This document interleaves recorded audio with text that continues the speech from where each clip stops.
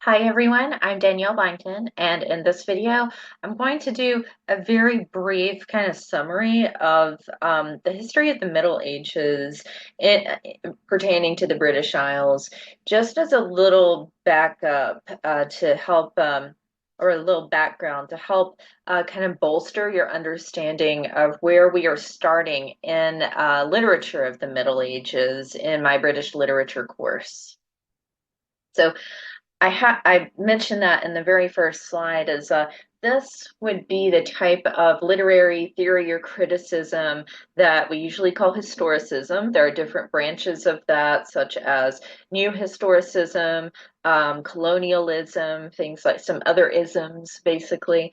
And this is just all about seeing how, when you know what was happening historically at that time period of the piece of literature you are reading, it helps broaden your understanding of why it's written the way it is, why the story involves the themes, the events, whatever it is in the plot. Also, the author's biography. Probably noticed in a lot of my course videos when it's not an anonymous author like, say, Sir Gawain and the Green Knight. I do spend a good amount of time talking about the author's biography because to me that's very important to understanding what fueled their passion to write that thing. So, some things to know about the Middle Ages.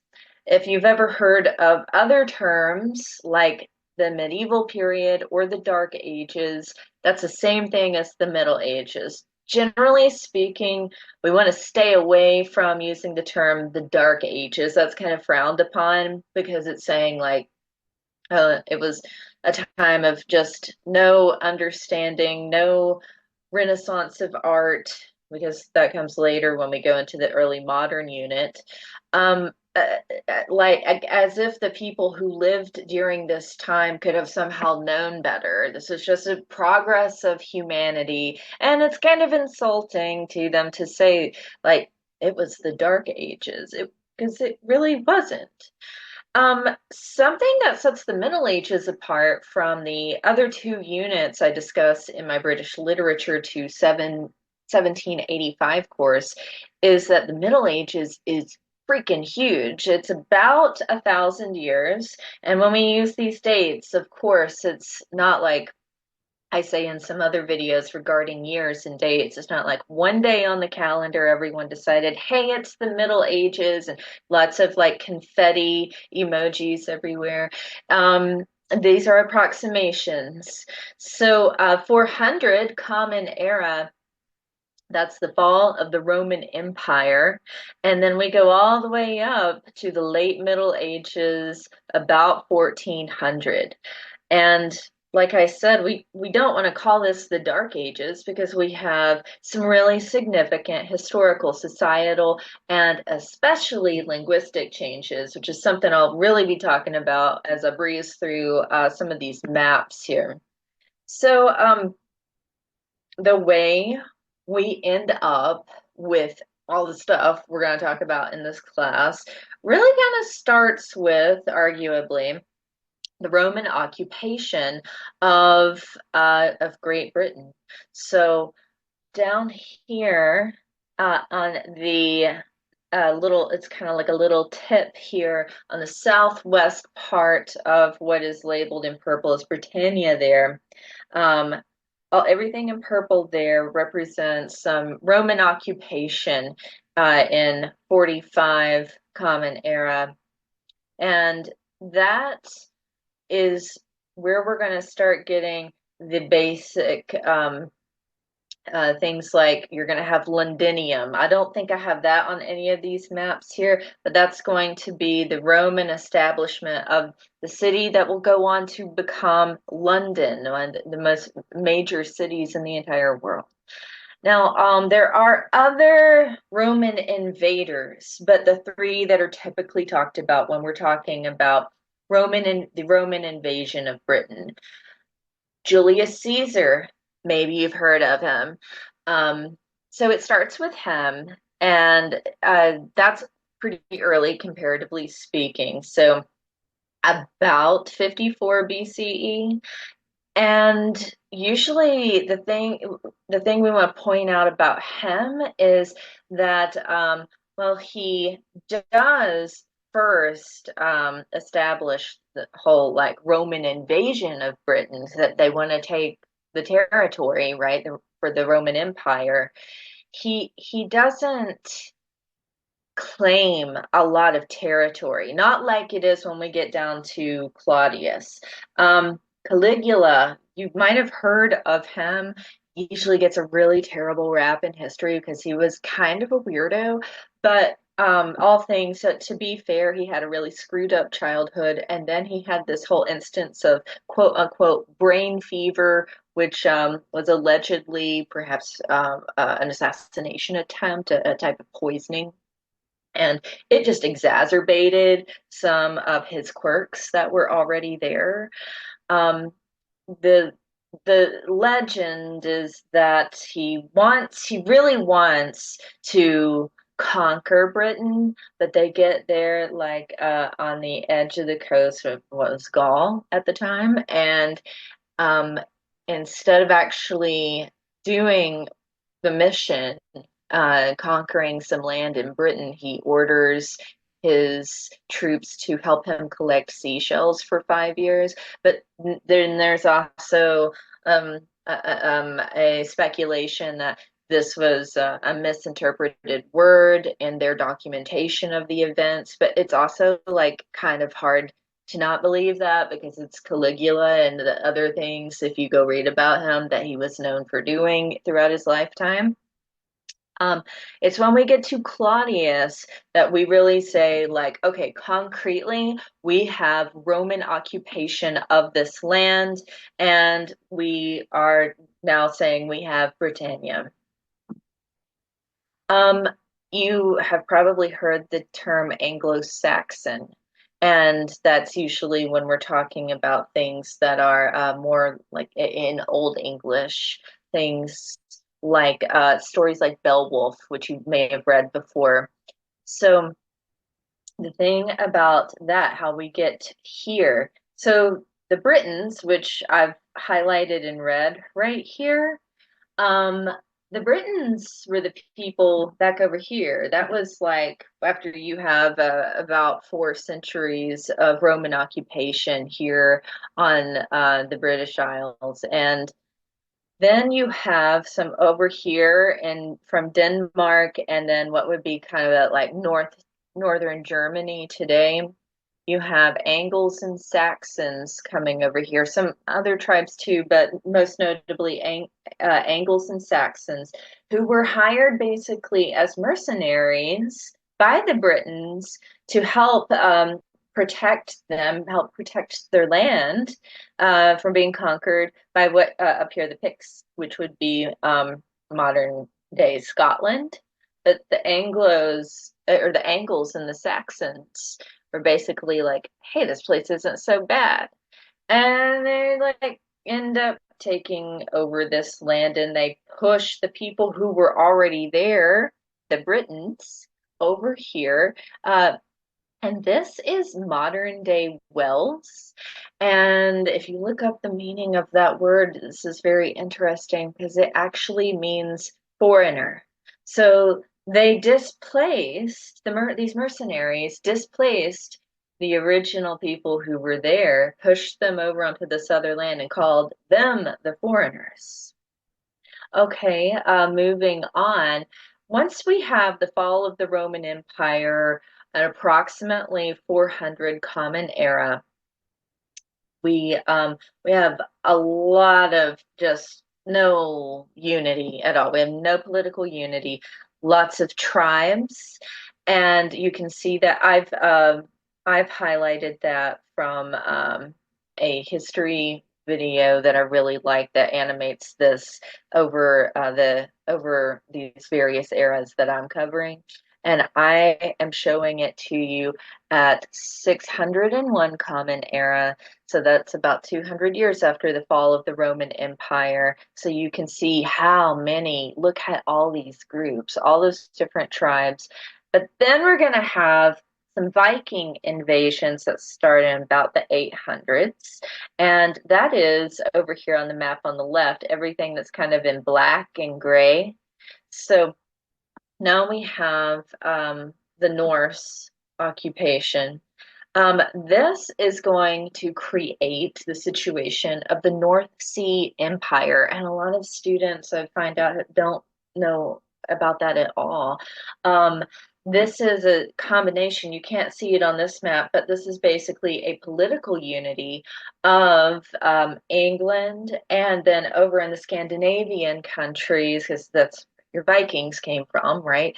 So this is that's why it's called the North Sea Empire, because it's land across that sea on the east and west side. This is also where when you hear people say that English is a Germanic language, this is where we get the roots of that. Um, this is what influenced Old English. So if you look at a text like Beowulf in its original language, not a modern English translation, this is where we're going to get the roots of that. And then we have the Battle of Hastings. So we had the Normans come up from right here south of England. You can't see that on the map, but think of the area that would be roughly like North France, going into modern day Netherlands area. So now that we have that invasion, so everything in purple there now has become what we're just going to go ahead and call England. And most people would have been speaking French. Now, this is where we have the shifting of Old English to Middle English. When, if you watch my video on Chaucer on the Miller's Tell, I really like to talk about Middle English, and I like to make students practice saying that, see how that feels. You can hear some of the French influence in it. Maybe you can't quite see it on the page, but you can hear like some of the nasal sounds in some of the phonemes. Okay, moving along. We now have King Edward III. And with this whole like post invasion of the Normans, King Edward III thinks like, well, I can assert my claim to the throne of France because of, since the Normans invaded us. But it doesn't work out, and essentially decides, well, it's just easier to be English, isn't it? And the story is more complicated than that. But to really breeze through it, that's how we arrive at this point in the late Middle Ages. Now, everything I just mentioned, to discuss it on a linguistic and literary level, we have three periods. We have early Middle Ages, high Middle Ages, and late Middle Ages. Um, I spend more time for sure on the late Middle Ages stuff, but I when I talk about Arthurian legend, that also fits. A lot of that fits in the High Middle Ages because you have romances, and that's romances with a capital R. So this isn't like the kinds of books with like Fabio on the cover. These are it's the type of narrative like in Arthurian legend, and the tradition of chivalry and troubadours. Okay, the whole reason I'm discussing all this history stuff, or at least trying to breeze through it, just to give you some basic understanding, is because I am I'm always really enthusiastic about trying to answer the question, so what? Like, what's the point of discussing this? What's the point of talking about all this history of Britain in a literature class? And that's because you want to think about the intersections of all these layers. So the example I give here, what you're looking at, this is a picture I took back in the fall of 2017 at a conference. This was after a conference that was in Kingston upon Thames in England. And this is down a little further south in Canterbury, which is in Kent, which is where the you have the first Roman occupation happening on the island of Britain. And this place is called the Three Tuns. It's from the 14th or 15th century. It's a medieval pub. You could kind of see that from the outside. I remember when I was there, I thought, that sounds really cool. That's really old. I want to go in that place.